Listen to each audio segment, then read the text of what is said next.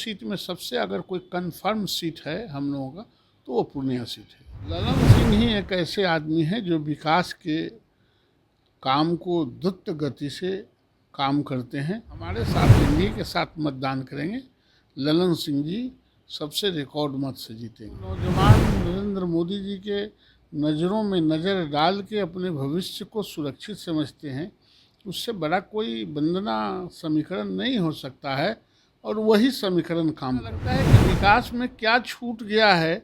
अगर आप लोग भी कुछ बताओ तो हम लोग भी पार्टी में मंथन करें। नमस्कार, आप न्यूज फाउंडेशन देख रहे हैं। मैं हूं आपके साथ वंदना। हमारे साथ बात करने के लिए हैं भाजपा के वरिष्ठ नेता नवल किशोर यादव।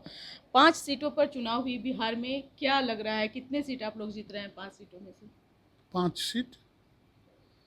5 सीट जीतेंगे। लेकिन जो वोटिंग प्रतिशत आई उससे तो लग रहा है कि आप लोगों के लिए चुनौती इस बार देखा जा रहा है। नहीं, वोट के प्रतिशत तो पहले दौर से ज़्यादा बेहतर हुआ है। बेहतर हुआ है, लेकिन समीकरण के आधार पर यह कहा जा रहा है कि एनडीए के लिए मुश्किलें बढ़ सकती है। नहीं, समीकरण तो सब हमारे पक्ष में, नरेंद्र मोदी जी के पक्ष में। समीकरण तो हर हाल में जो उत्तम भारत, सक्षम भारत बनाना है और जो देश के नौजवानों और किसानों को जो राहत मिलनी है और जो नौजवान नरेंद्र मोदी जी के नज़रों में नज़र डाल के अपने भविष्य को सुरक्षित समझते हैं, उससे बड़ा कोई वंदना समीकरण नहीं हो सकता है और वही समीकरण काम कर रहा है। देश में जिस तरह से अभी विकास के मुद्दे को लेकर के एनडीए भुनाने की कोशिश कर रहा है, लेकिन जनता में जब लोग पहुंच रहे हैं, जनता का साफ तौर पर कहना है कि जो जेन्युइन चीज़ें मिलनी चाहिए थी वो हम लोगों तक नहीं पहुंच पा रहा है।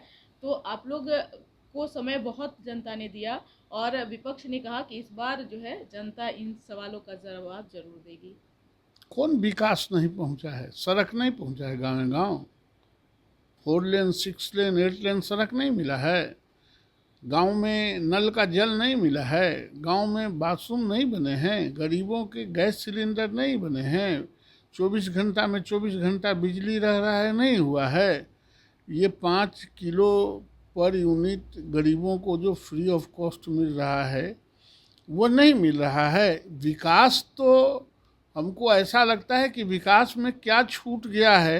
अगर आप लोग भी कुछ बताओ तो हम लोग भी पार्टी में मंथन करें। विकास के कोई कड़ी को हम लोगों ने और हमारी पार्टी ने, हमारी गठबंधन ने नहीं छोड़ा है।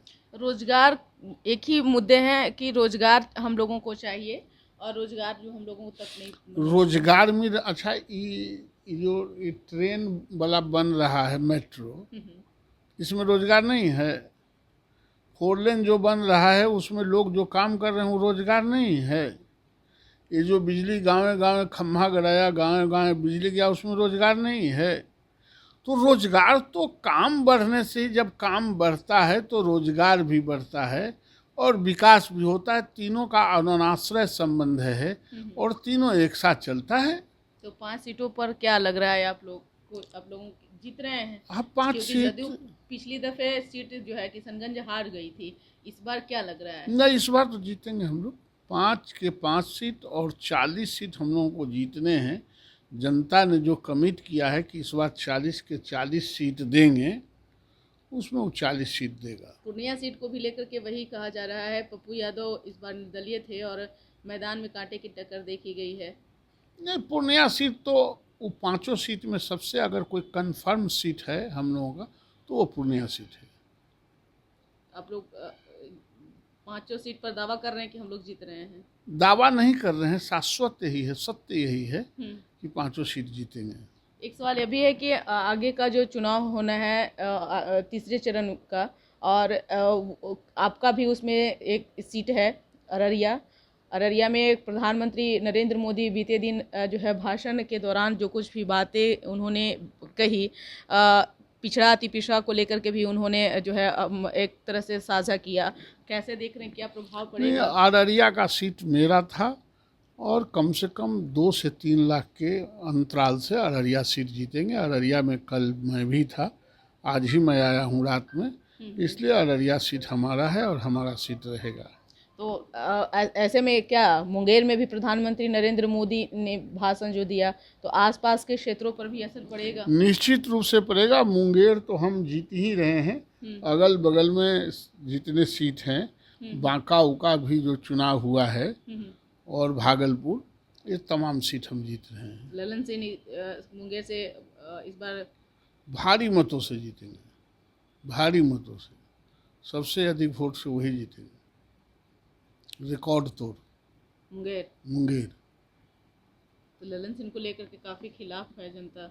नहीं, ललन सिंह ही एक ऐसे आदमी है जो विकास के काम को द्रुत गति से काम करते हैं और उनमें जनता आस्था भी रखती है। उनसे बेहतर मैनेजमेंट करने वाला बहुत कम लोग, पार्लियामेंट के जो मेंबर हैं वो बहुत कम लोग हैं। तो इस बार क्या उम्मीद कर रहे हैं? हमको लगता है बिहार में सबसे अधिक वोट से वही जीतेंगे। कोई उनके खिलाफ कैंडिडेट भी नहीं है।